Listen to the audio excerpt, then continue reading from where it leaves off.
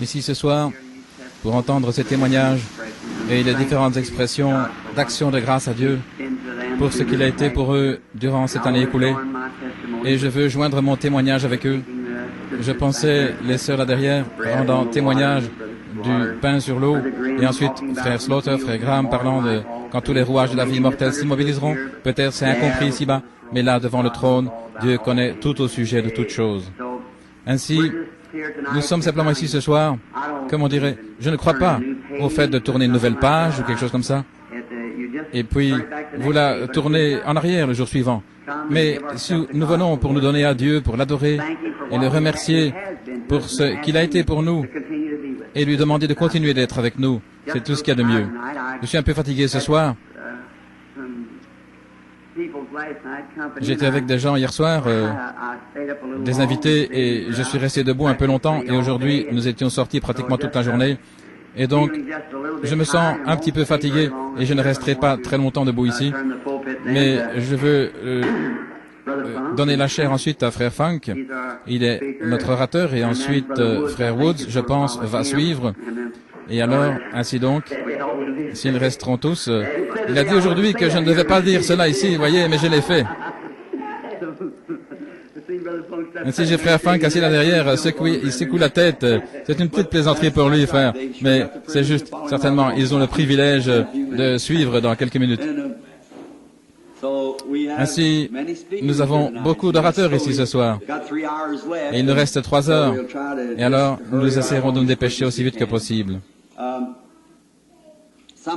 Et parfois, juste ces petites choses que je désire dire en ce moment, c'est concernant le témoignage de la sœur là-bas, sœur Leopard, je crois, c'est son nom.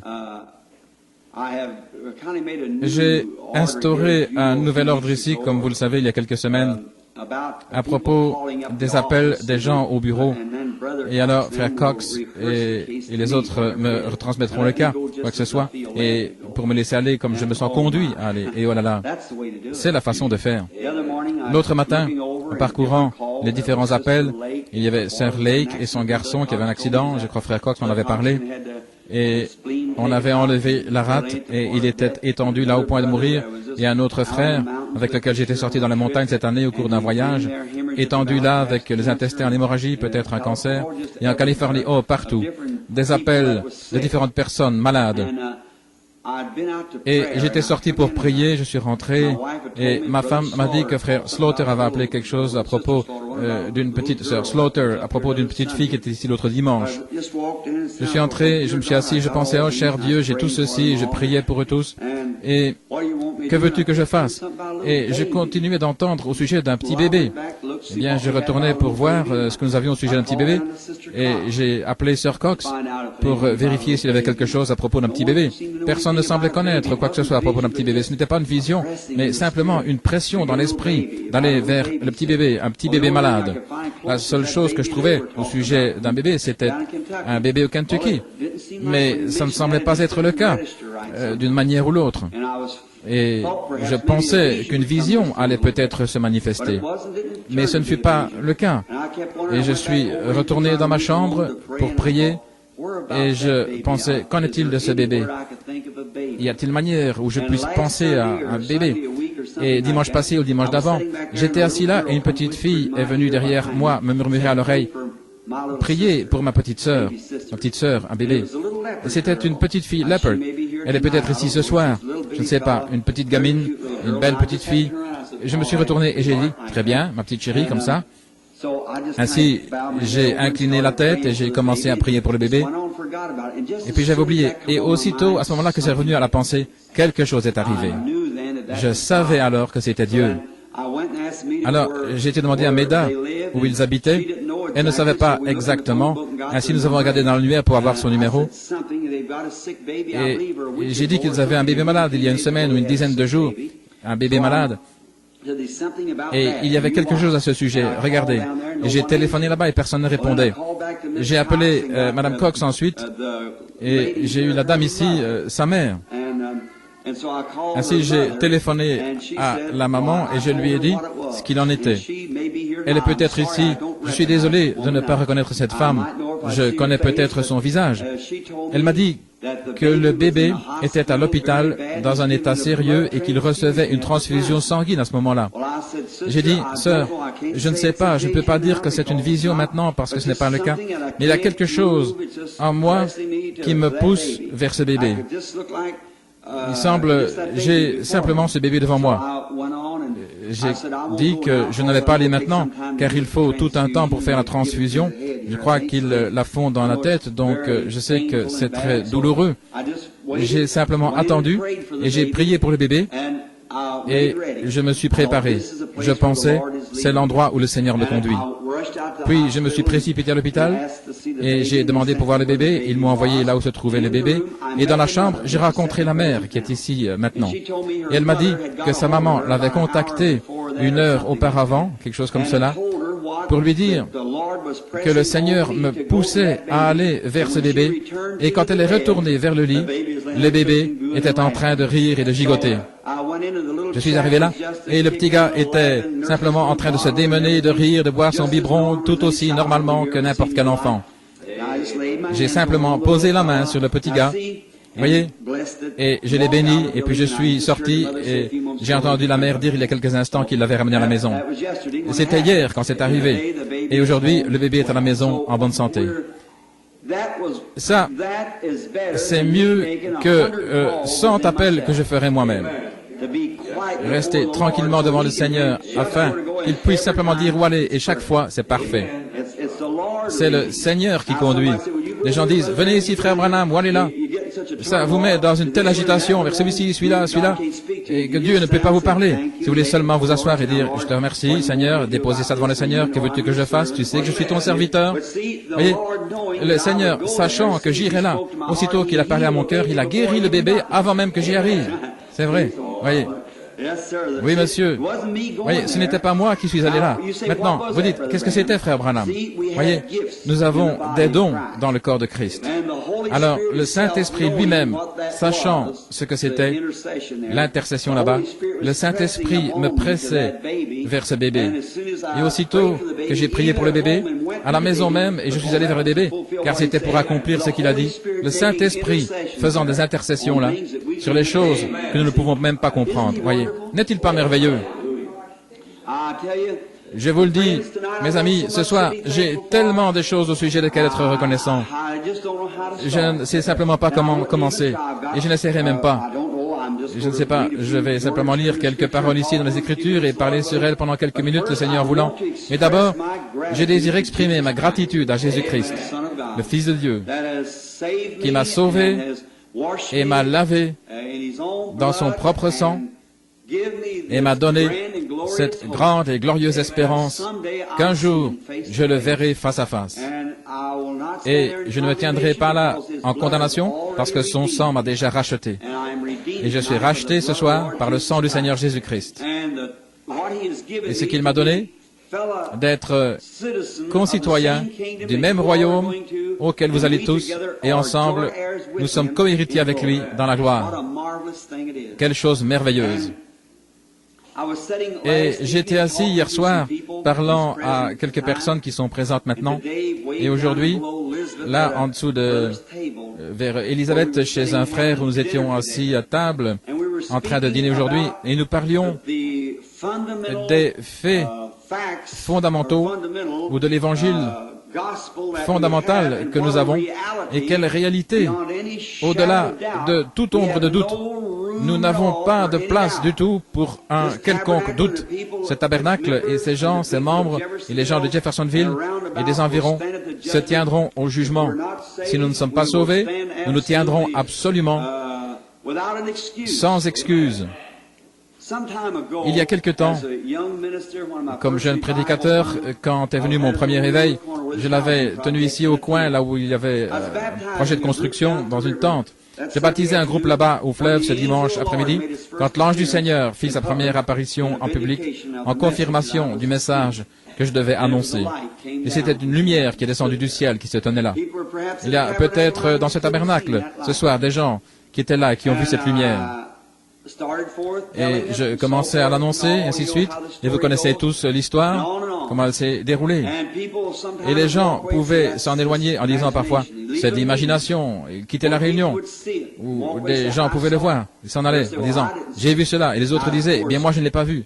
Bien sûr, naturellement, Dieu laisse voir qui il veut. Quand les mages suivaient l'étoile, il n'y avait pas un point dans l'histoire ou l'observatoire ou rien. On observait même l'heure par les étoiles, mais personne n'avait vu cette étoile sauf les mages. Vous voyez, c'est vrai, parce qu'ils s'y attendaient.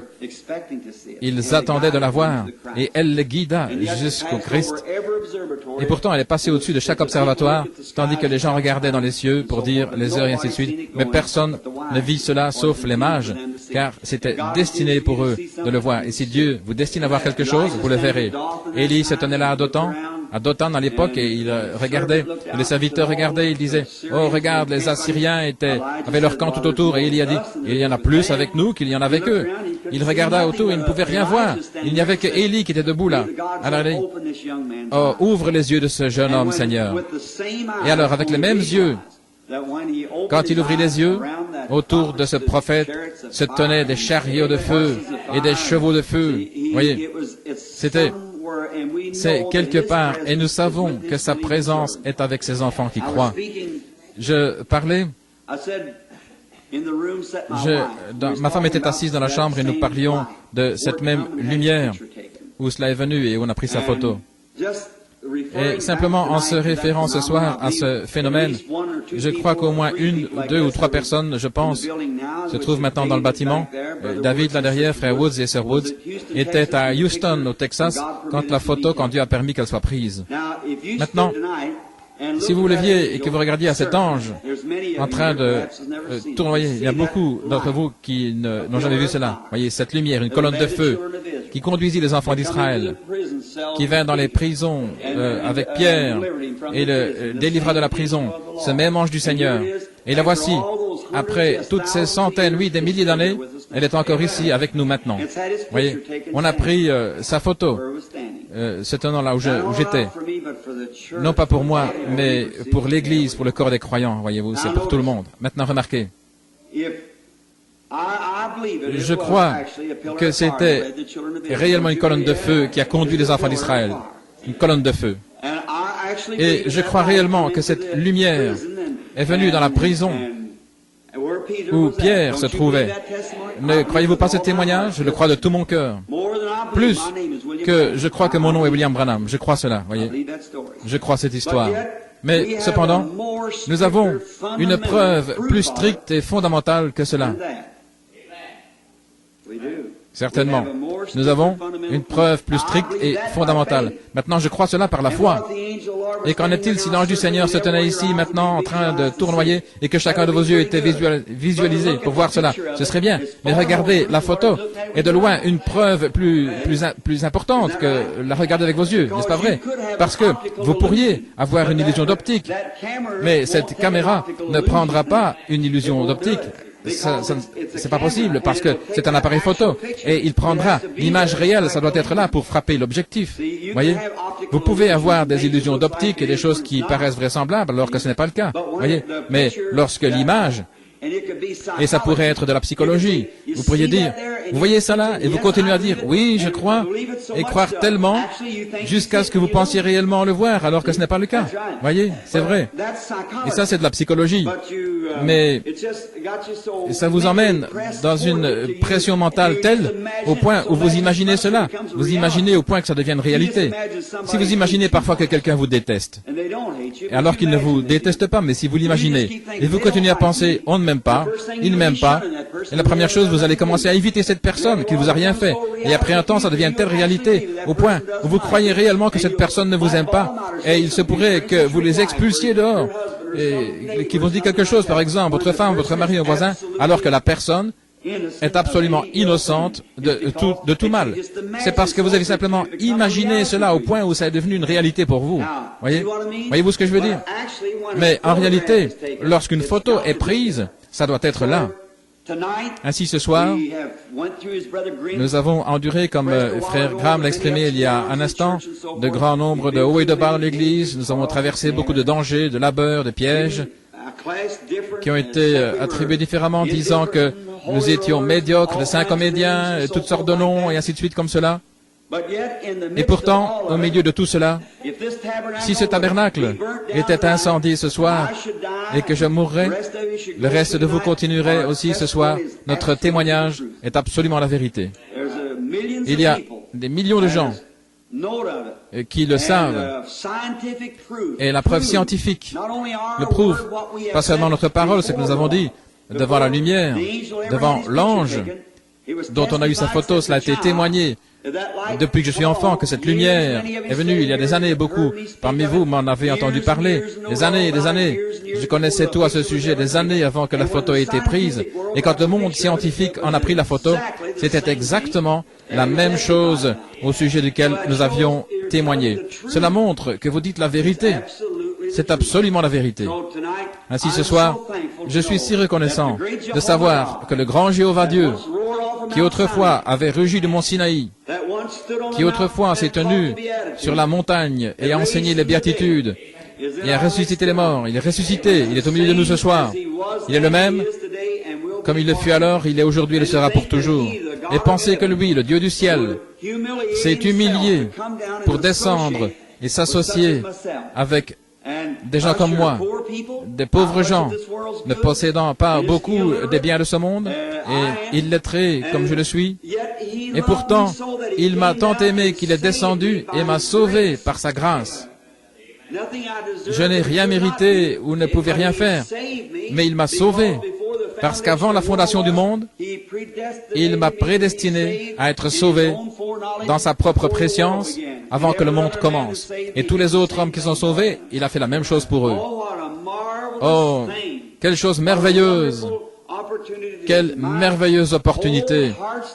Et le désir de tout mon cœur est, pour cette année, si Dieu veut entendre ma prière, je ne puis peut-être pas être capable de rester jusqu'à minuit. J'ai deux petites filles là, qui somnolent, qui pleurnichent. Il se peut que je les conduise d'abord, premièrement. Et je veux dire ceci, si je n'ai pas la possibilité de rentrer pour témoigner, c'est que je veux remercier chacun de vous pour votre prière que vous avez faite cette année pour moi. Si jamais vous me laissez tomber, je suis fini. C'est comme si vous me souteniez debout dans la prière. C'est ainsi que je persévère dans la bataille. Et je vous aime, comme l'a dit un frère il y a quelques instants, de tout mon cœur. Je n'arrive pas à venir ici comme je le devrais, je n'arrive pas à voir les gens et leur rendre service comme je le désire, comme c'est le désir de mon cœur. Mais je suis juste un être humain et je suis beaucoup limité à certaines heures et certaines forces et ainsi de suite. Mais avec l'aide de Dieu, s'il m'aide, cette année, je désire que ce soit l'année la plus grande que j'ai jamais eue dans ma vie. J'ai maintenant, par la grâce de Dieu, gagné plus d'un demi-million d'âmes à Christ et j'espère cette année en faire un bon million, Dieu voulant. Naturellement, si Dieu le veut, je vais commencer à nouveau à partir des pays étrangers, aussitôt que nous sommes financièrement capables de le faire, et ainsi de suite, et entrer dans d'autres pays par là où nous pouvons gagner autant de milliers en une fois. Et je sais que le jour est proche. Les heures sont passées, les lumières du soir sont là, les amis, et je désire faire tout ce que je peux, car c'est l'unique moment que vous et moi serons jamais des êtres mortels. C'est l'unique moment où nous n'aurons jamais le privilège dans toute l'éternité de gagner quelqu'un à Christ. Faisons-le. Tout ce que nous pouvons faire, mettons chaque heure, dans la mesure de notre possibilité, à sa gloire. C'est mon intention pour cette année qui vient. Et avec l'aide de Dieu et vos prières, j'y arriverai. Ainsi, priez pour moi. Et maintenant, inclinons la tête un moment pour l'ouverture de la parole. Père, c'est ta parole éternelle posée ici devant moi. Personne dans le ciel ou sur la terre ne fut digne de prendre le livre, d'ouvrir les sceaux ou regarder dessus, excepté l'agneau qui a été immolé dès la fondation du monde. Maintenant, nous l'invoquons. Et si nous avons trouvé grâce à tes yeux, nous prions, ô agneau de Dieu, que tu prennes ces quelques instants maintenant, tandis que nous tournons les pages de ta parole, et que tu puisses l'ouvrir à nos cœurs, car nous le demandons dans le nom de Jésus. Amen. Maintenant, j'allais étudier juste un petit moment cet après-midi quelque chose sur lequel parler pour ce soir, mais je ne suis pas rentré à temps pour le faire. Ainsi, ma femme est venue avec Billy et je devais simplement parcourir la Bible et je pensais, oh, parcourir cela Melchisédek et j'ai pensé, oh là là, si je continue avec cela, les autres frères n'auraient pas le temps de parler. Ainsi, je garde cela pour dans quelques jours, Dieu voulant, quand nous aurons beaucoup de temps.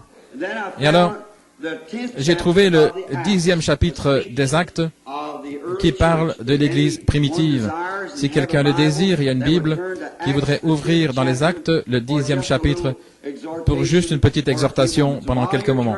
Et pendant que vous ouvrez, je donnerai une petite avant-première du passé. Dimanche passé, il y a une semaine, je crois, ou c'était le dimanche d'avant, nous avons étudié dans le livre des Actes concernant l'Église primitive.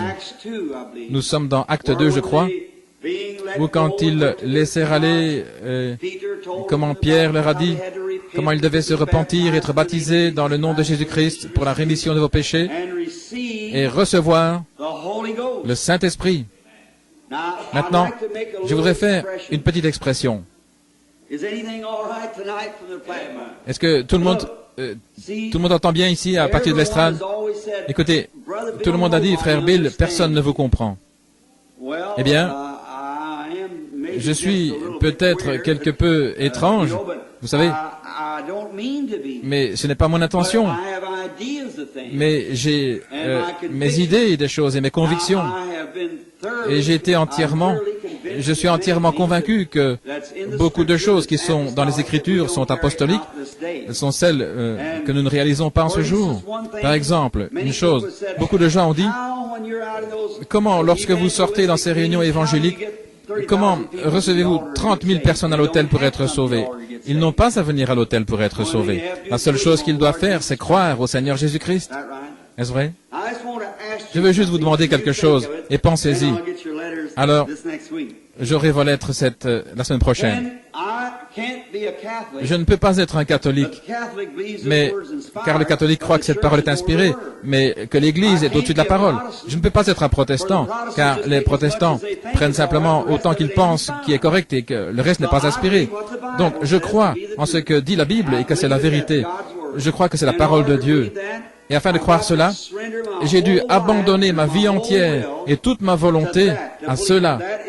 Croire que c'est la vérité et qu'il n'y a rien d'autre que cela qui soit la vérité. Il n'y a rien à ajouter, rien à retrancher. C'est simplement comme c'est censé être. Et quiconque retranchera de ce livre y ajoutera, ça sera retranché. Quiconque retranche ou ajoute, c'est l'entière volonté de Dieu. Et c'est la révélation de Jésus-Christ aux gens. C'est vrai. Maintenant, en vue de faire cela, je dois croire que la parole de Dieu est absolument la vérité. Et dans Acte 2:38, quand Pierre a dit, « Repentez-vous, chacun de vous », ils dirent, « Hommes, frères, que pourrons-nous faire ?» Premièrement, ils voulaient être sauvés. Maintenant, regardez, il parla à des non-croyants. Regardez ce qu'il a dit. Il a dit, « Repentez-vous, chacun de vous ». Que signifie se repentir? Se repentir signifie être désolé pour ce que vous avez fait. Par exemple, qu'en est-il si je me retournais ici et si je frappais mon frère sans cause et que je veuille me repentir pour cela? Je dirais, frère Neville, je suis désolé d'avoir fait ça. Voyez? Eh bien alors, si je dis, je suis désolé et que je fais cela du fond de mon cœur, je suis repentant. Et si je suis désolé pour mes péchés et que je demande à Dieu de me pardonner, je suis repentant, n'est-ce pas vrai? Très bien. Pierre a dit, repentez-vous ou soyez désolés pour vos péchés. Et ensuite, soyez baptisés dans le nom de Jésus-Christ pour la rémission de vos péchés. Et vous recevrez le don du Saint-Esprit. Est-ce vrai? Très bien.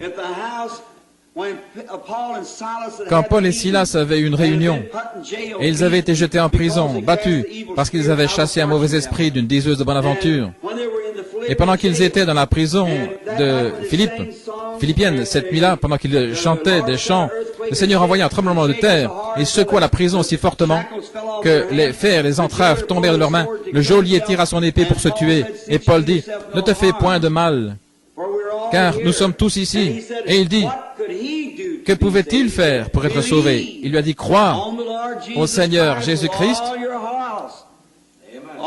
de tout ton cœur, et tu seras sauvé, toi et ta famille. » Remarquez. Crois au Seigneur Jésus-Christ.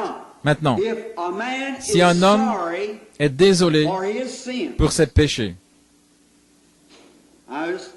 Je veux y aller doucement afin que cela pénètre vraiment profondément. Si un homme regrette, est désolé pour ses péchés et se repent, étant désolé pour ses péchés, et accepte Jésus-Christ comme son sauveur de ses péchés, et est baptisé dans le nom de Jésus-Christ, Dieu est dans l'obligation, à cette minute-là, de donner à cet homme le baptême du Saint-Esprit. S'il ne le fait pas, il n'a pas gardé sa parole. Est-ce vrai? Maintenant, pourquoi toutes ces réunions d'attente? Pourquoi toutes ces évidences et les choses que nous avons? Maintenant, Jésus a dit, dans Saint Jean 5, 24, « Celui qui écoute ma parole et qui croit en celui qui m'a envoyé a la vie éternelle qui dure à toujours. » Maintenant, si c'est la vie qui dure à toujours, que signifie pour toujours? Ça signifie sans fin. Celui qui écoute mes paroles et qui croit en celui qui m'a envoyé a la vie sans fin. Voilà pourquoi toutes ces allées et venues, essayer d'être sauvés de toutes ces choses. Alors, si vous avez la vie sans fin, vous ne pouvez pas périr. Votre vie ne le peut, parce que vous avez la vie éternelle. Maintenant, si quelqu'un d'entre vous veut voir ce mot, le mot grec, Zoé, Z-O-E, le mot grec qui signifie la vie de Dieu. Car si c'est éternel, il y a seulement une chose qui est éternelle, et c'est Dieu. Il est d'éternité en éternité, tu es Dieu. Maintenant, s'il est d'éternité en éternité, et vous a donné la vie d'éternité en éternité, alors vous aurez à devenir une partie de son être éternel. Est-ce vrai? Et si vous devenez une partie de son être éternel, cela fait de vous un fils ou une fille qui lui appartient, ce qui accomplit exactement ce que l'Écriture dit, nous sommes fils et filles de Dieu. Quand l'avez-vous reçu? Quand vous avez crié?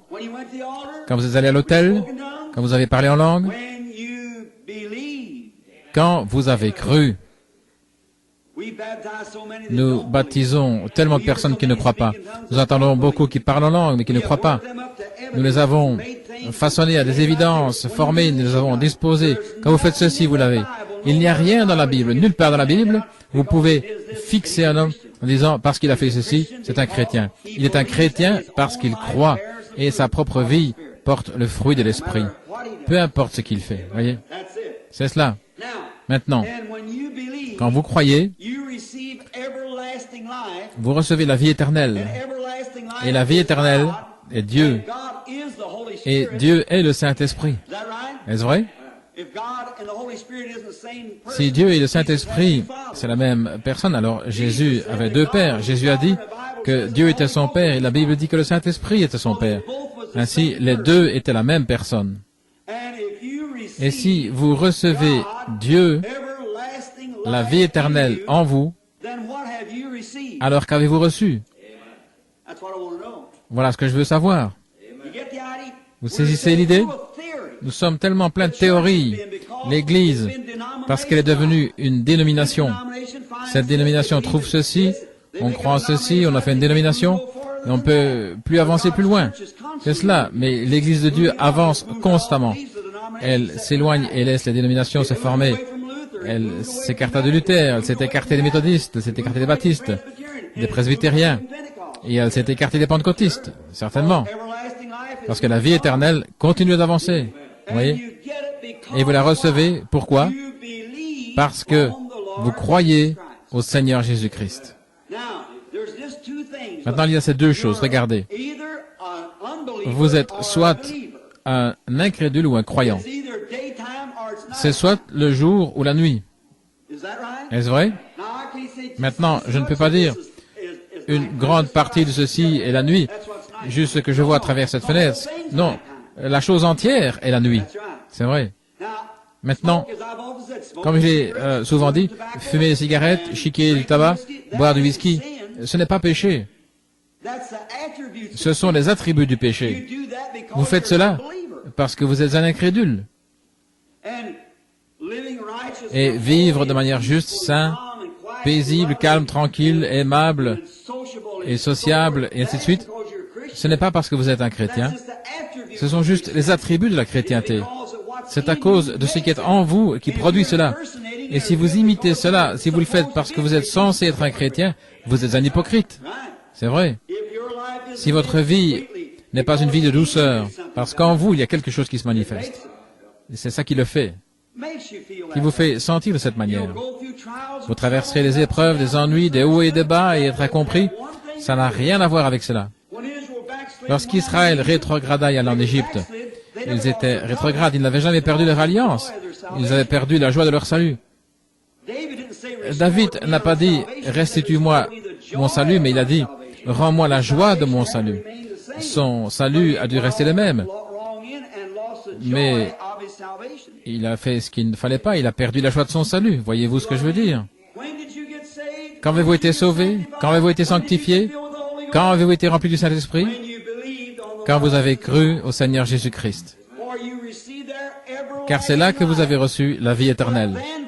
Mais ensuite, à partir de là, vous avez commencé à grandir. Vous avez commencé à grandir. Vous avez grandi à travers la sanctification, à travers le Saint-Esprit, à travers le parler en langue, et toutes ces choses. Mais vous avez reçu la vie quand vous avez cru. Mais où est-ce que je veux dire? Et maintenant, certains ont déjà reçu la vie, et vous essayez de les emmener à faire quelque chose alors qu'ils n'ont pas encore atteint ce niveau. Et la Pentecôte est arrivée à l'endroit où l'Église arrive maintenant à l'adoption ou au placement des fils. Maintenant, dans l'Ancien Testament, lorsqu'un fils était né dans une famille, c'était un fils parce qu'il était né dans la famille. Mon fils est mon fils. Quand il m'est né, et quand l'Église pentecôtiste donna naissance ou a trouvé ce qu'ils ont appelé la naissance, la nouvelle naissance ou l'Église du Saint-Esprit, qu'ils étaient nés dans le royaume de Dieu. Et bien maintenant, dans l'Ancien Testament, maintenant dans Éphésiens, au chapitre 1er, il est dit que nous sommes prédestinés à l'adoption des fils. À l'adoption des fils. Regardez cela. L'adoption des fils. Oui, monsieur. Et un homme dans l'Ancien Testament, lorsqu'un fils lui était né dans sa maison, il était un fils lorsqu'il était né. Mais il y avait un tuteur qui élevait cet enfant jusqu'à un certain âge. Alors, si ce tuteur faisait rapport au père que cet enfant était digne, très brave et tout, alors il était adopté dans cette famille. Beaucoup d'entre vous, lecteurs de l'Ancien Testament, connaissaient l'Écriture là-dessus. Il était adopté dans la famille. Mais s'il ne l'était pas, il demeurait toujours un fils, mais il n'était pas adopté. Et donc, s'il était adopté, on l'emmenait dehors, dans la rue, on lui mettait une robe, et puis une cérémonie était organisée. Et alors, la signature de ce garçon sur le chèque avait la même signification que celle de son père, exactement la même, car il était adopté dans la pleine communion de la famille. Et Dieu adopta son propre fils. Lorsqu'il a emmené avec Pierre, Jacques et Jean comme témoins, que toute parole soit établie sur la déposition de 2 ou 3 témoins, ils sont allés là-haut, et Dieu couvrit Christ d'une nuée, le Saint-Esprit couvrit Christ d'une nuée, et son vêtement brillait comme le soleil. Est-ce vrai? Et Dieu lui-même dit, « Celui-ci est mon fils bien-aimé, écoutez-le. » En d'autres mots, tout est là. Ce qu'il dit suffit. Et alors, il lui fut donné d'être égal. Naturellement, c'était Dieu, mais Dieu dans la chair de Jésus-Christ, se manifestant aux gens. Et là, Dieu adopta son propre fils. Et alors, quand l'Église pentecôtiste et ces gens ici, dans les derniers jours, ont commencé à voir la nouvelle naissance étant nés de nouveau, ils pensaient que ça réglait la question. Non, monsieur, vos hauts et vos bas, entrées et sorties, choses semblables, Dieu ne peut pas vous placer comme fils. Mais quand vous demeurez dans le royaume, que vous demeurez dans l'Évangile, demeurez droit, l'un de ces jours, Dieu vous appellera dehors et vous mettra de côté. Il vous adoptera comme son fils devant les gens et il vous donnera quelque chose qui secouera les nations avec cela. Voyez-vous ce que je veux dire? C'est l'adoption dans la famille. Maintenant, ceux-là qui l'avaient suivi, Pierre, Jacques et Jean, nous parlons ce soir de Pierre, une grande vision, comment ces hommes ont vécu en ce jour-là. Et maintenant, d'abord, plus haut ici, au 32e verset du chapitre précédent, le 9e chapitre, et comme Pierre visitait tous les saints, il arriva aussi vers ceux de Lydde, et là il trouva un certain homme appelé Énée, couché sur un lit depuis 8 ans et paralytique. Et Pierre lui dit, Énée, Jésus-Christ te guérit, lève-toi et arrange ton lit. Et aussitôt il se leva. Remarquez cela. Voyez ce qui arriva. Et tous les habitants de Lydde et du Saron, remarquez ici, tous se convertirent au Seigneur. Parce qu'un homme qui avait la paralysie fut guéri, toute la contrée se convertit au Seigneur. Car un homme avait été guéri d'une paralysie. Et aujourd'hui, les morts sont ressuscités. Et les gens disent, c'est de la démonologie, c'est de la psychologie, de la télépathie mentale. La personne n'était pas morte pour commencer. Vous voyez la différence? C'est notre indifférence vis-à-vis de Dieu qui a déterminé ce que nous avons aujourd'hui. Nous allons recevoir le jugement divin. Le monde entier est secoué maintenant même sous l'impact des jugements qui approchent. L'un des prédicateurs prendra probablement cela dans quelques instants sur les jugements qui approchent. J'espère qu'ils vont le faire. Les jugements qui approchent. Car le monde entier est prêt, il tremble. Chaque nation tremble. Ne pensez-vous pas que la Russie ne tremble pas aussi? Les États-Unis et les îles tremblent. Qui va jeter la première bombe atomique? À ce moment-là, ça va tout détruire. Une bombe à cobalt, qu'en est-il si cela est libéré? Il ne restera plus une mouche ou un insecte sur la face de la terre. Et dès lors, entre les mains des hommes méchants, pécheurs, destinés à l'enfer, et votre destination de ce séjour terrestre, j'ai dit le séjour terrestre, est confié aux mains des hommes méchants et pécheurs. Il ferait mieux de veiller où est engagée la destination de votre âme. Si elle n'est pas engagée vers le ciel et vers Dieu, tournez-vous ce soir avec tout votre cœur et ne laissez pas la vieille année s'écouler sans vous tourner vers Dieu, car votre destination terrestre est déterminée par les mains des hommes méchants, cruels, froids de cœur et athées. Et c'est là qu'est déterminé votre corps. Quoi qu'on veuille faire à propos de cela maintenant, ça vous achèvera. Que Dieu ait pitié. Et Dieu, dans sa tendre miséricorde, envoie des signes, des prodiges, des miracles et tout, il prêche l'évangile, et les gens s'en détournent constamment. Alors comment pouvez-vous vous attendre à autre chose qu'au jugement? Vous devez le recevoir. Et un homme étant guéri de la paralysie, toute la contrée s'est tournée vers Christ. Alors qu'ici nous avons des rois, des potentats, des monarques, des gens du Congrès et tous les autres, avec leurs afflictions, leurs maladies, et la mort disparue, et on les voit revenir à nouveau à la vie, et les nations, la nation méprise et ridiculise cela. Oh frère, que nous reste-t-il si ce n'est le jugement? S'il n'y a jamais eu un temps où Dieu a réveillé son peuple, c'est bien aujourd'hui. Pour cette année qui vient, puisse Dieu oindre ses prédicateurs comme des flammes de feu, car vous êtes dans les derniers jours, les temps de la fin. Regardez ici, ce même homme est descendu, il y avait une fille nommée Tabitha, qui signifie Dorcas, qui mourut lorsqu'elle était là-bas. Et Pierre était monté à Joppé, on envoya le chercher, on l'y amena, il entra là, elle était étendue, un cadavre, il fit sortir tout le monde, il se mit à genoux, il pria, ayant terminé, il s'avança, la prit par la main et la fit se lever. Et elle fut rétablie, elle était en vie. Regardez ce qui est arrivé. Et il arriva juste avant cela, et cela fut connu dans tout Joppé, et beaucoup crurent au Seigneur. Beaucoup ont cru. Et aujourd'hui, on dirait, je doute fort qu'elle ait été morte. Elle était juste dans le coma, ou quelque chose comme ça. Je ne crois pas à une chose pareille. Voyez-vous, il se débarrasse de tout par vos explications. Et quand vous faites ça, avec le surnaturel, vous vous débarrassez du Dieu même que vous adorez. Certainement. Il est le Dieu surnaturel. Très bien. Maintenant, arrêtez ces apôtres, frères. Ils avaient été avec Jésus. Ils ne se souciaient pas de ce que quiconque disait. On les fait venir là une fois et leur dit que les jours de miracle étaient passés et on les a fouettés, les a mis en prison, on les garda toute la nuit et le matin suivant ils furent passés en jugement et on vient découvrir qu'ils étaient ignorants et illettrés, mais ils pouvaient remarquer qu'ils avaient été avec Jésus. Ayant été relâchés, ils n'allèrent plus jamais consulter le séminaire.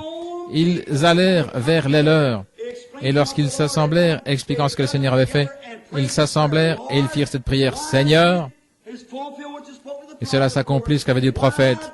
Pourquoi ce tumulte parmi les nations et ces vaines pensées parmi les peuples?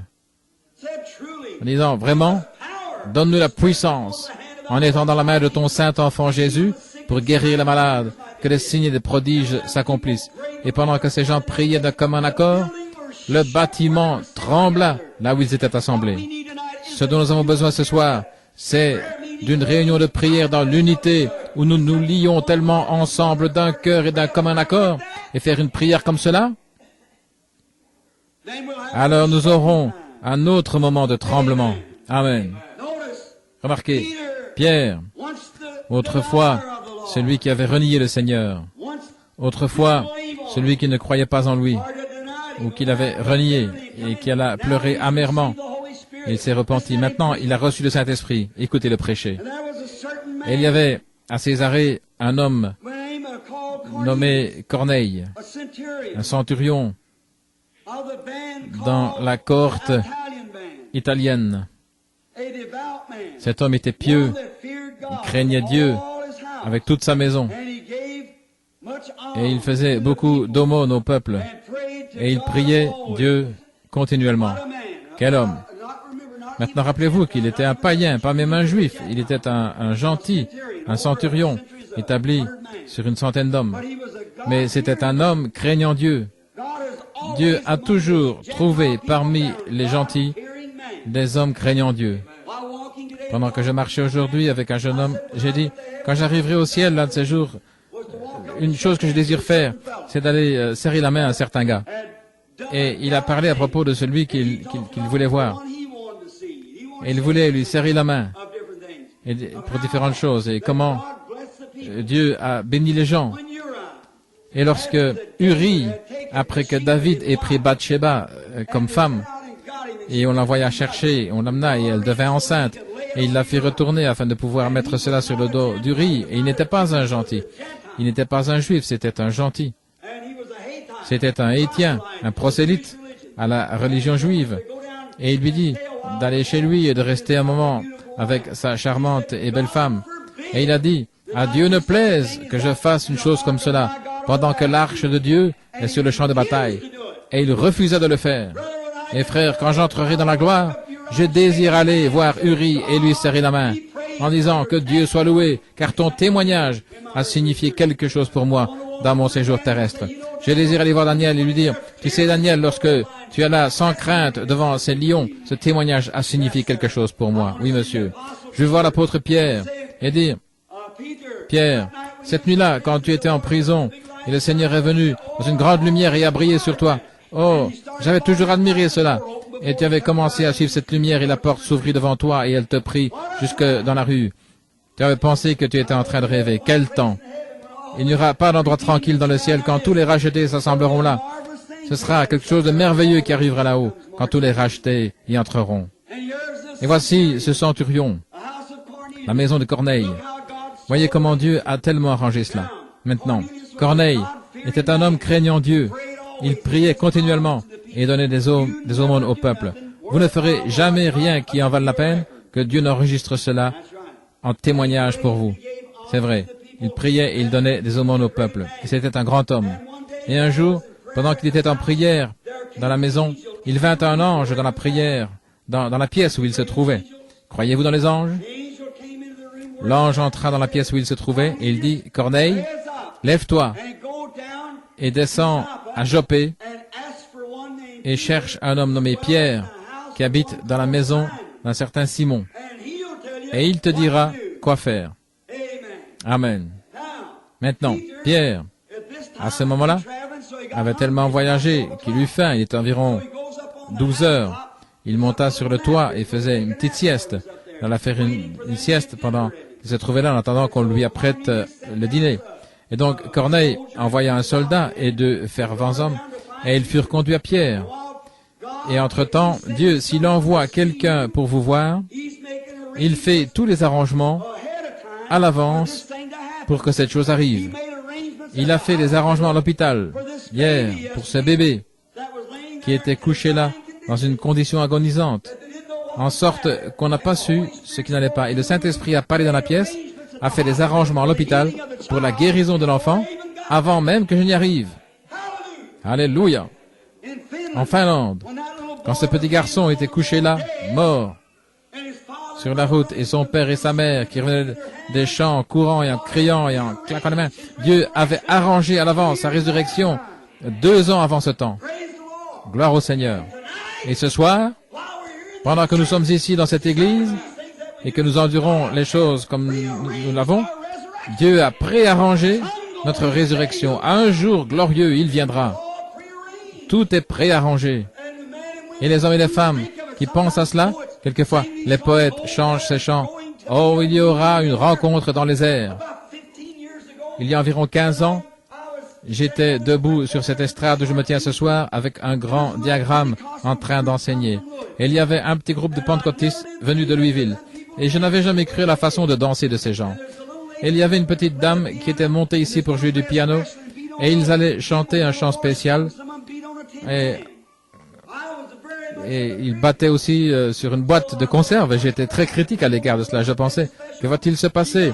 Cette femme va chanter un chant spécial, elle se mit à jouer, la dame devait battre sur la planche et cette petite fille blonde sautait ici et elle se mit à danser dans l'esprit. Et moi j'étais là dans le siège d'un moqueur. Je désire donc que vous regardiez à cela. Et je me mis à parler à mon église au point qu'ils se demandaient tout ce que j'allais faire. Regardez cela. Maintenant, ils sont en train de faire une taverne là de mon église. J'étais assis là, ne sachant pas mieux. Je ne disais rien, mais dans mon cœur je pensais cela. Et je l'observais là pendant qu'elle dansait. Et la première chose, vous savez, j'ai dit, attendez une minute. Je me demande si cette dame a une écriture pour cela. Et je me mis à penser aux écritures. Et j'ai dit, où la danse a-t-elle jamais été ordonnée? En premier lieu, dans la Bible. C'est vrai. Et je pensais, qu'est-ce qui les faisait danser? J'ai vu que les enfants d'Israël, lorsqu'ils traversèrent la mer Rouge, Myriam regarda en arrière et vit tous les chefs de corvée noyés. Elle ramassa un tambourin et se mit à danser. Et elle battait ce tambourin et courait le long de la rive en dansant. Et les filles d'Israël la suivaient en dansant. Et je pensais, c'est la victoire.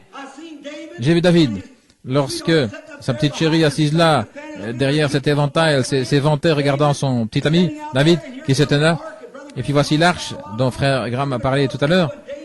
Et David l'a vu venir et il s'est mis à danser en tournant et en tournant. Eh bien, elle dit, tu m'embarrasses. Il a dit, si tu n'apprécies pas cela, regarde ceci. Et il s'est mis à nouveau à tournoyer, à tournoyer. Vous savez quoi? Dieu regarda le ciel et a dit, David, tu es un homme selon mon propre cœur. C'est vrai. Et je pensais, vous savez, il y a quelque chose qui ne va pas avec moi. Je n'ai peut-être pas assez de victoire. Et j'avais mon pied méthodiste pendant ce temps-là qui tapotait. Et la première chose que vous savez, Dieu est mon juge. Avant que je me rende compte de ce que je faisais, j'étais là sur le plancher en train de danser avec cette fille. C'est vrai. En tournoyant. Alors j'ai dit, oh Dieu, enlève-moi de ce siège de moqueur et que j'examine sensiblement toutes choses avant d'exprimer un jugement. Amen. Dieu fait des choses étranges. Je ne croyais pas à nombre d'absurdités. Je ne crois pas à un tas de pourriture, mais je crois à une parole de Dieu réelle, véritable, remplie de l'Esprit, du Saint-Esprit, qui se prêche en puissance et en démonstration. Amen. Car c'est cette chose-là qui m'a sauvé, c'est la chose qui m'a conduit jusqu'ici, c'est la chose qui m'a secouru quand le docteur avait dit que je mourrais, c'est la chose qui m'a sauvé à l'heure de ma mort, et c'est la chose qui me ressuscitera, et c'est la chose avec laquelle j'irai au ciel. Si jamais j'y entre, je devais aller par elle, parce que je ne connais rien d'autre que cela, et je ne veux rien connaître d'autre. C'est vrai. Connaître Jésus et lui crucifier, et c'est tout. S'il est crucifié, alors cela crucifie ma chair avec la sienne, et je suis mort aux choses du monde. Bien, amen. Vous savez, je deviens religieux. Je commence à me sentir comme ça. Remarquez. Mais voici. Oh là là, quel temps! Quelle merveilleuse réunion ils avaient. Corneille dit, allez donc là-bas, demandez celui qui est nommé Pierre. Il dit, il n'avait jamais entendu parler de lui auparavant. Et Pierre là-haut pensait, Seigneur, je ferai une petite sieste juste avant de prendre mon dîner. J'ai tellement faim, je suis fatigué. Et alors, il est entré dans une transe. Les Écritures le disent. Je crois qu'il est tombé dans une transe. Oui. Et à ce moment-là, il a vu une nappe descendre, toute pleine de reptiles. Et une voix dit, lève-toi, tue et mange. Et il a dit, non, Seigneur, je suis un juif. Rien d'impur, de souillé n'est jamais entré dans ma bouche. Il a dit, n'appelle pas souillé ce que j'ai purifié. Et il dit, lève-toi. Il y a quelqu'un qui t'attend à la porte. Va de l'avant, ne doute de rien, suis-le. Amen. Maintenant, Pierre, avec ses manières un petit peu béates, vous savez, il avait, comme que dirait, un certain prestige parmi les gens. S'il devait veiller sur ce qu'il mangeait, c'était un juif. Il avait été élevé, un rigoureux presbytérien, vous savez, quelque chose comme cela. Il devait veiller sur ce qu'il faisait à cause de son église. Ainsi, le Seigneur dit, suis ces gentils, ne prête aucune attention à ce qui se fait ou quoi que ce soit. Et lorsqu'il est dans la maison de Corneille, sur le champ, Corneille rassembla tous les siens. Et il lui raconta comment il avait vu l'ange. Et il dit, et donc, Pierre, j'ai envoyé te chercher. Et lorsque Pierre se mit debout là, et commença à prêcher, alors que Pierre prononçait ces mots, le Saint-Esprit descendit sur eux. Et ils furent tous remplis du Saint-Esprit, et ils se mirent à prophétiser et à parler en langue. Ils passèrent un temps merveilleux. Et il dit, peut-on refuser l'eau? Ceux-ci ont reçu le Saint-Esprit avant qu'ils soient baptisés. Et il ordonna qu'ils soient baptisés au nom du Seigneur Jésus. Et Pierre resta quelques jours avec eux. Ça, c'est l'Église apostolique, avançant dans l'esprit, partout où Dieu ordonnait. Pierre se passa de son dîner. Pierre descendit pour suivre le Seigneur. Et si Dieu peut prendre un homme ou une femme aujourd'hui, dans ce tabernacle ou ailleurs, qui ne prêtera aucune attention à ce qui se passe autour de lui, mais qui se soumettra au Seigneur comme une unité individuelle, Dieu conduira le même homme aujourd'hui qu'il le conduit alors. Il prouve qu'il est avec nous. Ce dont nous avons besoin aujourd'hui, c'est une vie humble et soumise. Soumettez-vous, ne vous rétractez pas, ne faites rien, que vous dirigez droit avec le Saint-Esprit. Ce que l'Esprit dit de faire, faites-le rapidement. Ne dites pas, eh bien, j'attendrai pour découvrir ce qu'est ceci et cela. Ce que le Saint-Esprit dit de faire, allez le faire. Et si je n'étais pas allé en Finlande quand le Saint-Esprit m'a appelé là? Et si je n'étais pas allé à l'hôpital hier, où ce petit bébé était là, agonisant? Si je n'étais pas allé? L'obéissance vaut mieux que le sacrifice. Faites ce que le Saint-Esprit dit de faire. Ce dont nous avons besoin ce soir, c'est de nous libérer de toutes nos vieilles petites idées étreignantes et laisser le Saint-Esprit vous être enseigné. Si vous savez ce qui est bien et ce qui est mal, mais ce que vous avez besoin ce soir, c'est d'un gros paquet d'amour de Dieu déversé dans votre cœur, toutes les différences étant enlevées, enterrez cela avec la vieille année, tandis qu'elle s'écoule, et commençons une nouvelle vie, un nouveau commencement. Si vous êtes déjà né dans le royaume de Dieu, vous avez déjà reçu le Saint-Esprit en vous. La seule chose que vous avez à faire, c'est de vous libérer de ces choses du monde qui vous retiennent. Dites, rejetons tout fardeau et le péché qui nous enveloppe si facilement, et courons avec patience la vie, la course qui est placée devant nous. Hébreux, 12e chapitre. Rejetez les fardeaux. Pourriez-vous imaginer les mages venant voir Jésus? Je prendrai juste un petit drame pour un moment. Je peux voir trois mages. Disons qu'ils étaient trois. Jim, John et George. Disons que c'était leur nom. Ils étaient venus voir Jésus. Et je peux les voir tous s'apprêter pour partir. Nous prendrons ce gars, Jim.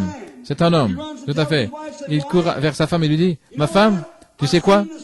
J'ai vu l'étoile, donc je dois m'en aller. » Et ainsi, il alla faire ses bagages pour s'en aller. C'est ce qui ne va pas avec les gens aujourd'hui. Ils essayent de faire leurs bagages pour devenir chrétiens. S'il y a quelque chose dont vous avez besoin, c'est de défaire les paquets pour devenir un chrétien. Il y a trop de choses qui sont accrochées. Comment dit-il maintenant, tu sais quoi? Je ne pourrai pas avancer à moins que je prenne ma table de jeu. Ainsi, il accroche ça sur le chameau. Tu sais, les autres garçons n'apprécieraient pas que j'aille si je n'ai pas avec moi ma table de jeu. Et toutes ces autres vieilles petites choses qui vous retiennent. Vous avez une petite boîte d'égoïsme que vous avez accrochée aussi. Et vous devez accrocher un peu de commérage, un peu de médisance, un peu de ceci. Et vous accrochez tout ça sur le chameau. Et la première chose que vous voyez, il bondit, le vieux chameau, il dit, allons, allons-y. Et le vieux chameau peut à peine bouger. Tellement écrasé qu'il devient presque bancal. et vous tracassez, vous plaignez toujours de votre église que vous fréquentez. Peut-être que c'est parce que vous êtes si chargé qu'elle ne peut marcher. Voilà le problème. Vous avez besoin de vous décharger, nettoyer, purifier, vous mettre en ordre. Amen. Qu'est-ce qui ne va pas avec moi? Remarquez. Voilà ce qu'il y a. Je peux voir les autres aller, avancer.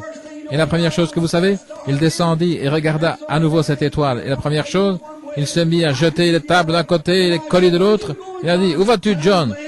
Et il dit, je rejette tout fardeau qui m'enveloppe si facilement, afin que je cours cette course avec patience. Car étroite est la porte et resserré le chemin, et il y en a peu qui les trouvent. Il y a uniquement de la place que pour vous et Jésus, personne ne peut y aller. Amen. Personne d'autre ne peut passer. Je peux l'entendre dire, eh bien, tu oublies ta boussole. Je n'ai pas besoin de boussole. Tu oublies ton diplôme de séminaire. Tu oublies tes services de baccalauréat et toutes ces choses que tu accroches. Et il dit, écoute, je n'ai plus besoin de boussole. Comment veux-tu aller alors? Il montra du doigt l'étoile et il dit, je suis la voie que Dieu a pourvue. Dieu a pourvu que je suive l'étoile. Elle m'emmènera à Christ. Et la nuit, nous n'avons pas besoin de grandes, longues instructions et tout ceci. Nous voulons suivre la voie pourvue par Dieu. Et la voie pourvue par Dieu pour aujourd'hui est le baptême du Saint-Esprit. Et tous ceux qui sont conduits par le Saint-Esprit sont fils de Dieu. Cela vous mènera à votre destination. Mettez de côté les fardeaux. Mettez de côté toute autre chose. Retournons au jour apostolique. Notre fondement est sûr. Dieu a pourvu pour nous par des signes, des prodiges, des photos et le reste. Il a prouvé qu'il est avec nous. Et autour du monde, ce glorieux, puissant évangile a balayé 1 500 000, les a envoyés dans le royaume de Dieu l'année passée. L'église pentecôtiste a eu plus de succès que toute autre église qu'il y a dans le monde l'année passée. Au nombre de conversions, 1 500 000 enregistrés. Alléluia. Qu'est-ce qui se passe? C'est la plus puissante chose qu'il y ait sur la terre aujourd'hui.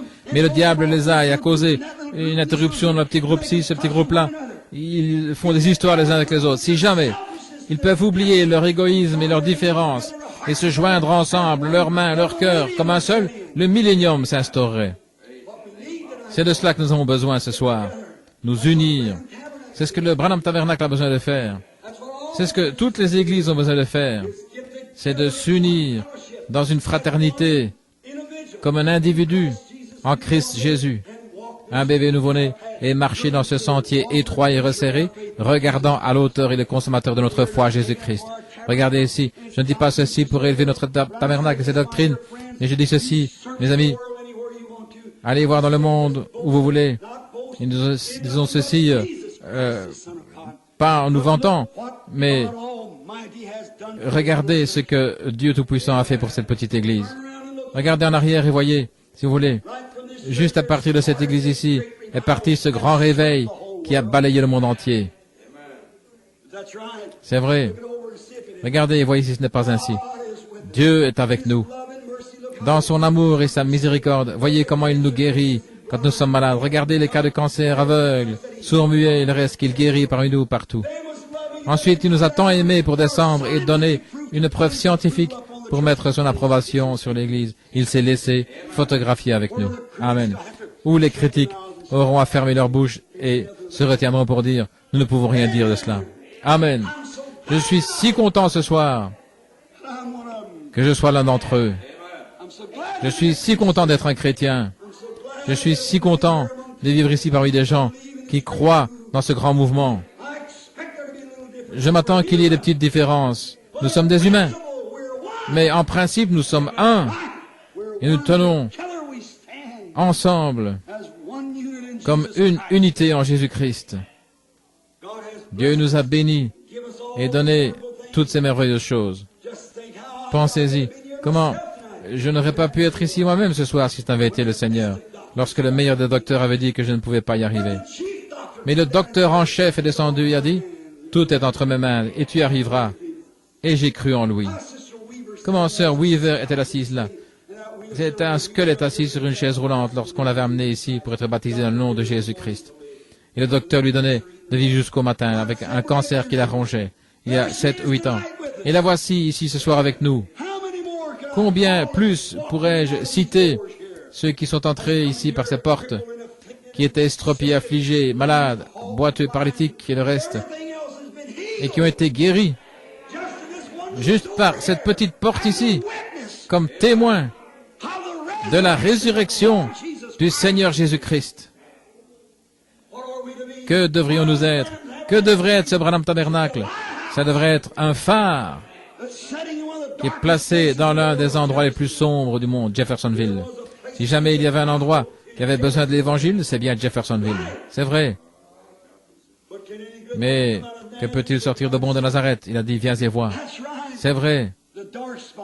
Des endroits les plus sombres. Nous n'avons pas besoin de lumière pendant le jour, nous avons besoin lorsqu'il fait sombre. C'est là que Dieu envoie la lumière, dans les endroits sombres. C'est très difficile. C'est facile d'aller là où tout se passe paisiblement. Mais là où c'est difficile, des endroits rudes, des endroits accidentés, dois-je être transporté au ciel sur un lit de fleurs et de facilité, pendant que les autres ont combattu pour remporter le prix à travers des mers sanglantes, pendant qu'ici les gens se coupent les cheveux en quatre avec ces différences, 140 000 païens meurent chaque jour et vont rencontrer Jésus, rencontrer un Dieu juste et honnête, sans connaître quelque chose à son sujet. 140 000 meurent chaque jour. Les païens victimes de la mort qui n'ont jamais entendu le nom de Jésus-Christ, qui meurent chaque jour. Et nous disputons à savoir si nous sommes presbytériens ou méthodistes. Quelle disgrâce, quelle honte! Nous avons besoin d'une vision. Non pas simplement regarder juste ici, mais regardez là, au bout de la route, pas ici au bout de votre nez. Si je me mets à penser aujourd'hui ceci, autre chose. Mais je vis pour l'éternité, pour quelque chose là-bas, quelque chose que Dieu a ordonné et que je dois aller rencontrer un jour. J'ai pris trop de temps. Encore 10 minutes.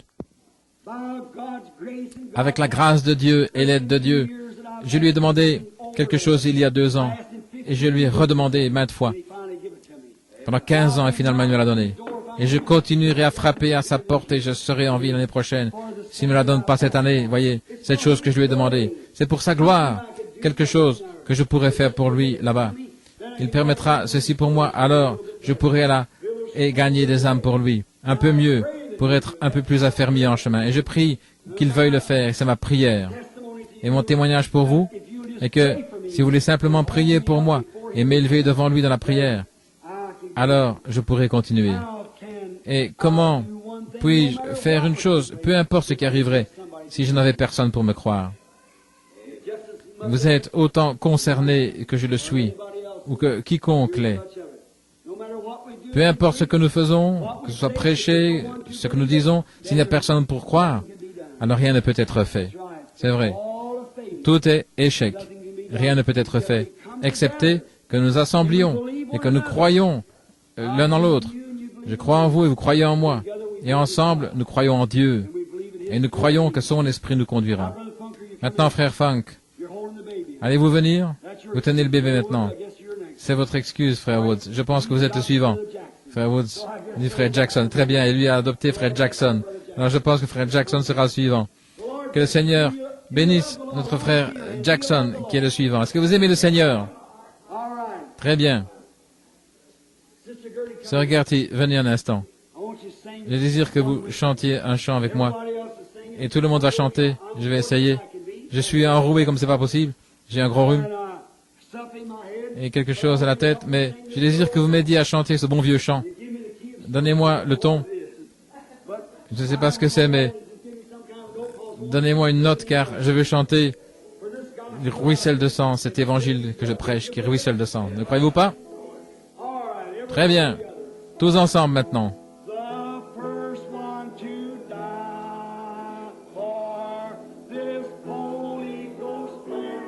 Le premier à mourir pour ce plan du Saint-Esprit fut Jean-Baptiste. Mais il mourut comme un homme. Ensuite vint le Seigneur Jésus. Ils le crucifièrent. Il prêcha que l'Esprit sauverait les hommes du péché.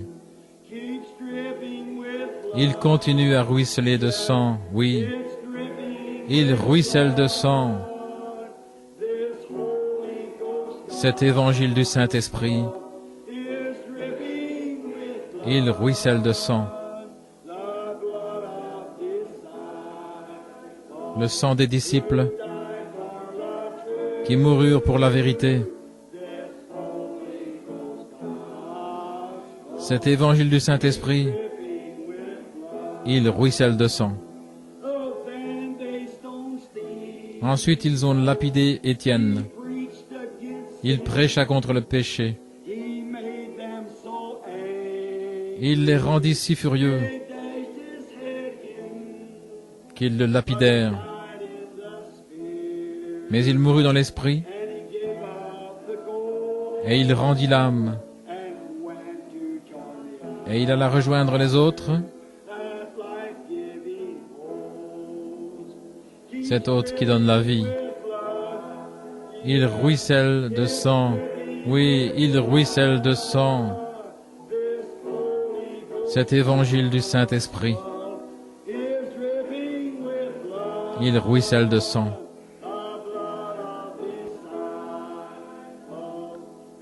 Le sang des disciples qui moururent pour la vérité.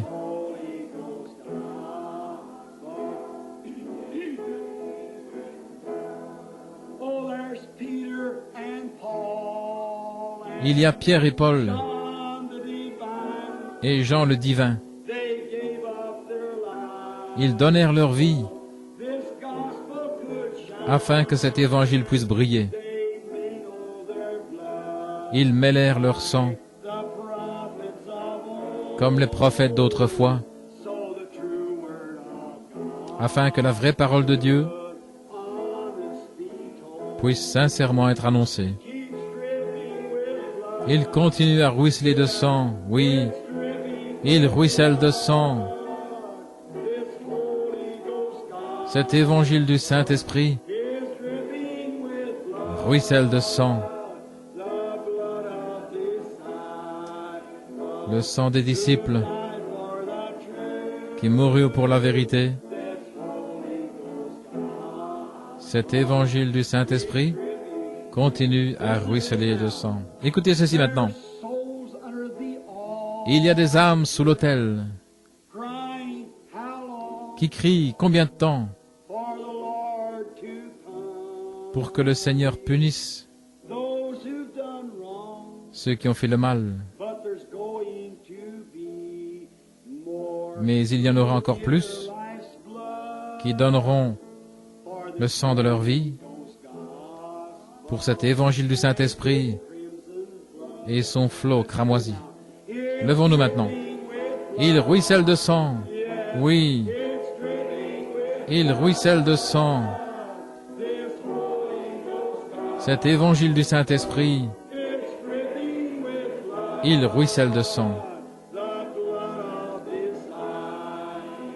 Le sang des disciples qui sont morts pour la vérité.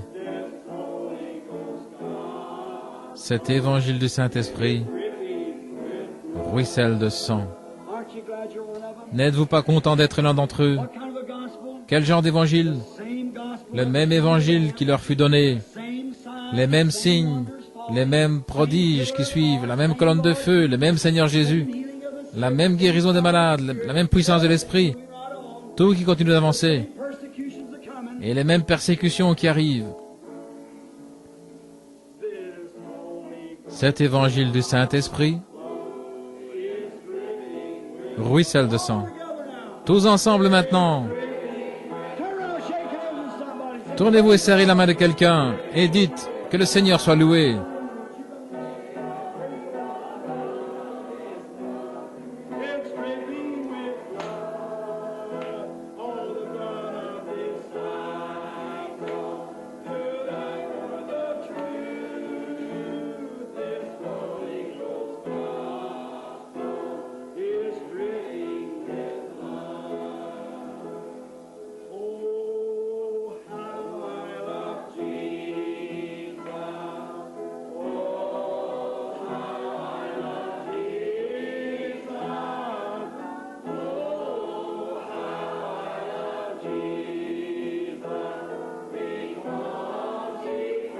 Combien j'aime Jésus, parce qu'il m'a aimé le premier.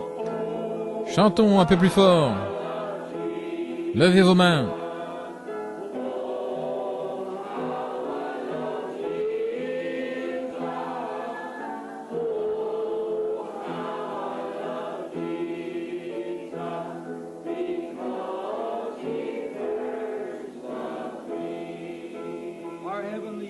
Notre Père céleste, nous te remercions ce soir pour le Seigneur Jésus-Christ, pour sa puissance, pour son amour, et de savoir que dans le grand et noble jour dans lequel nous vivons, quand les prophètes d'autrefois virent à l'avance ce jour et donnèrent des commandements à son sujet, disant comment les hommes seraient emportés, hautains, amoureux du plaisir plus que de Dieu, ayant une forme de piété, mais renieraient ce qui en fait la force. Quand il a dit qu'il y aurait des moqueurs dans les derniers jours, et ils se moqueraient et ridiculiseraient, nous vivons là-dedans, Père. Il y aurait des raz-de-marée ébranlant les côtes, les bords de la mer, toutes ces grandes prophéties qui s'accomplissent, et des grands signes et des prodiges qui apparaissent dans les cieux, tels que des soucoupes volantes et le reste. À cause de ces signes, le monde serait dans l'effroi et tremblerait. Cela provoquerait des tremblements de terre en divers lieux et toutes sortes de choses, perplexité de temps et la détresse parmi les nations. Et il a dit en ce jour-là, alors Israël fleurirait. Alléluia. Cette vieille étoile de David à 6 branches est en train de flotter au-dessus de Jérusalem ce soir pour la première fois depuis 2500 ans. Les nations se disloquent. Le figuier bourgeonne. Tous les autres arbres bourgeonnent. Les méchants bourgeonnent. Le romanisme bourgeonne. Le communisme bourgeonne. Et ton Église produit des bourgeons. C'est le printemps qui arrive.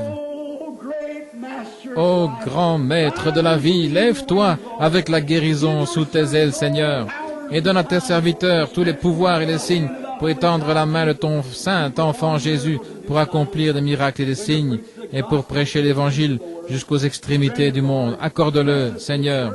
Bénis cette petite Église, bénis son pasteur, Seigneur, notre frère bien-aimé. Bénis tous ceux qui sont associés ici avec nous, tous ceux qui invoquent ton nom partout autour du monde. Aide cette année qui vient, aide, Seigneur, aide-nous à être meilleurs pour ton service. Éloigne du milieu de nous la maladie et oins-nous du Saint-Esprit. Éloigne de nous l'envie, la lutte, la jalousie et tout ce qui est impie, et qu'on dise de nous que nous sommes tes enfants. Une ville qui est bâtie sur une colline qui ne peut être cachée. Accorde-le, Père. Bénis-nous et pardonne-nous de notre passé, et puissions-nous dire, comme Paul, oubliant les choses du passé, nous pressons le pas vers la marque de la vocation céleste en Christ. Seigneur, envoie-moi où tu veux. Je suis prêt à partir. Donne tes ordres quand tu veux.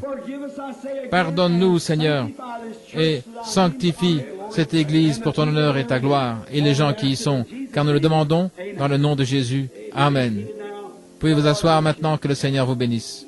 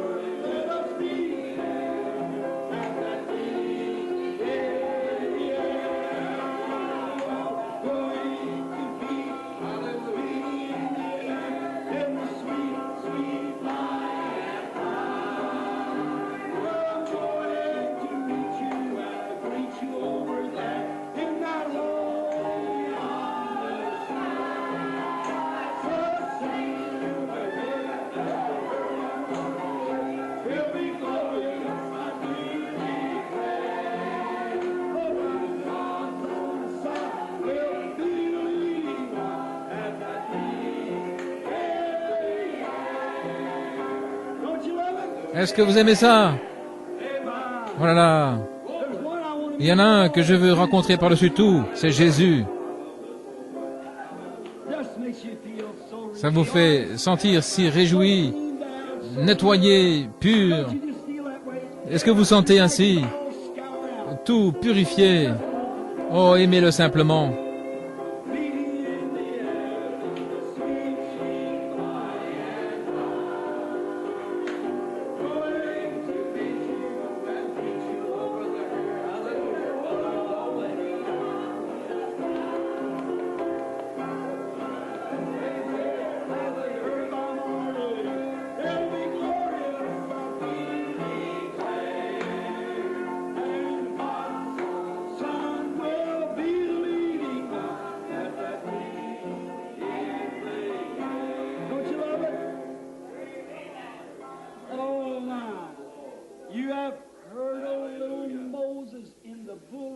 Vous avez entendu parler de Moïse dans les roseaux et de David sans crainte, avec sa fronde. L'histoire de Joseph qui avait des songes et de Daniel dans la fosse aux lions. Il y en a beaucoup d'autres dans la Bible. Et j'ai envie de les rencontrer tous, je vous le dis.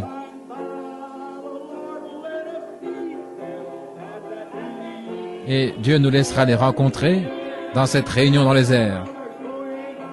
Il y aura une rencontre dans les airs.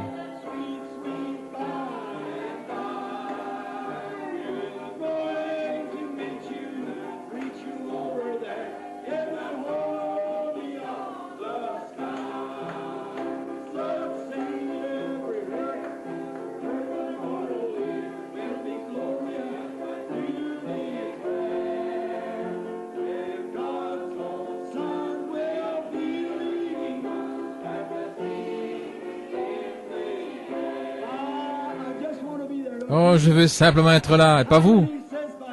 Combien disent par la grâce de Dieu, je veux être là. Par la grâce de Dieu.